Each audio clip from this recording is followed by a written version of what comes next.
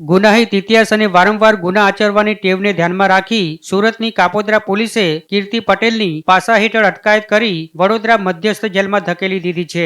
Surat police છેલ્લા કેટલાક સમયથી ગુનાહિત ધમકી, ખંડણી અને ખાસ કરીને સોશિયલ મીડિયાનો દુરુપયોગ કરી ગુનાહિત પ્રવૃત્તિ આચરતા ઇસમો સામે કડક વલણ અપનાવી રહી છે. કાપોદ્રા પોલીસ સ્ટેશનના incharge police inspector M.R. Solanki દ્વારા આ પ્રકારના આરોપીઓ કે જેઓ વારંવાર પકડાવા છતાં સુધરતા નથી તેમની સામે પાસા હેઠળ અટકાયતી કાર્યવાહી કરવા સ્પષ્ટ સૂચના આપવામાં આવી હતી. ત્યારે કીર્તિ પટેલ તાજેતરમાં કાપોદ્રા પોલીસ સ્ટેશનમાં દાખલ થયેલા બળજબરીથી પૈસા પડાવવાના એક ગુનામાં પકડાઈ હતી. જોકે આ તેનો પહેલો ગુનો નહોતો. પોલીસ તપાસમાં એ પણ સામે આવ્યું છે કે કીર્તિ પટેલ ગુનાહિત પ્રવૃત્તિ આચરવાની રીતસરની ટેવ ધરાવે છે. તેનો ઇતિહાસ જોતા તે સમાજની શાંતિ અને વ્યવસ્થા માટે જોખમરૂપ બની ગઈ હતી. આથી તેની પાસા હેઠળ અટકાયત કરી વડોદરા મધ્યસ્થ જેલમાં ધકેલી દેવામાં આવી છે.